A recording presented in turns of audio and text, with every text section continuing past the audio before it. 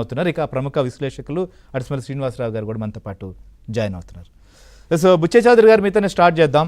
ఏంటి అసలుకి ఇవాళ స్పీకర్ గారు సుదీర్ఘంగా ఒక వివరణ ప్రొసీడింగ్స్ ఇచ్చుకోవాల్సినటువంటి పరిస్థితి వచ్చింది. ఎందుకంటే ఇంకా కూడా కోర్టు కూడా ఇచ్చింది, అయినా ఒప్పుకోవట్లేదు. లేకపోతే మాకు ఎవరున్నారు అధికార పక్షం, అక్కడ తెలుగుదేశం పార్టీ, జనసేన, బీజేపీ ముగ్గురు మంత్రులుగా ఉన్నారు, అధికారంలో వాళ్లే ఉన్నారు, మరి ఎవరు ప్రతిపక్షంలో ఉన్నారు, మేమే కదా, మాకు ఇకపోతే ఎట్లా అని చెప్పి మాట్లాడతారు. ఏంటి అసలు అంత క్లియర్గా చెప్పిన తర్వాత కూడా ఏంటి వాదన?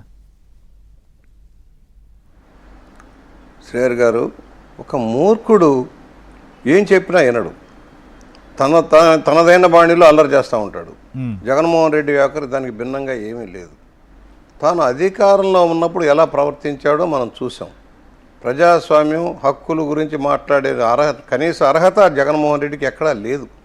సభను ఎట్లా నడిపించాడో, ఏ విధంగా దుర్మార్గంగా వ్యవహరించాడో, ప్రతిపక్షాలను అనగదొక్కాడో, రాష్ట్రంలో పోలీసు రాజ్యాన్ని ఎలా నడిపాడో, ప్రజాస్వామ్య హక్కులు హరించి రాజ్యాంగం ఇచ్చిన హక్కులను కూడా హరించాడో మనం చూసాం. ఇవాళ అదే పెద్ద మనిషి హక్కుల గురించి మాట్లాడుతూ ఉన్నాడు. మేము అడుగుతున్నాం, ఒకటి, ఇవాళ ఏదైతే శాసనసభలో డిస్కషన్కి వచ్చిందో అది స్పీకర్ గారు రూలింగ్ ఇచ్చారు.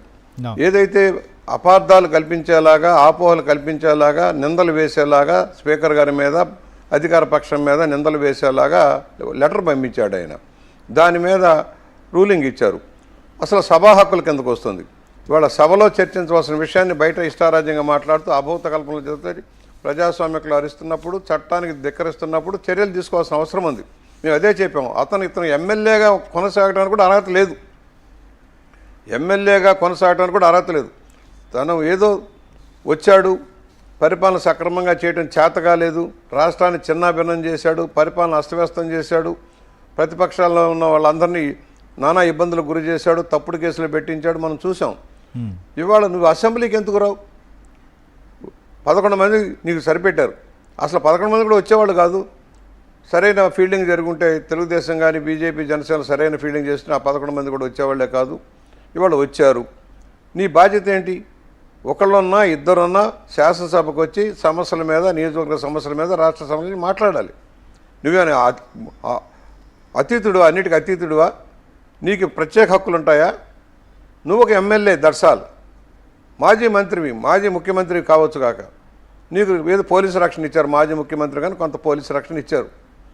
కాదు, నాకు హోదా ఇవ్వాలి, పిల్లాడు మారాని చేసిన హోదా ఎలా వస్తుందయ్యా? ప్రపంచంలో, దేశంలో ఎక్కడా లేని విధంగా నీకు హక్కులు ఎలా ఉంటాయి? నాకు 40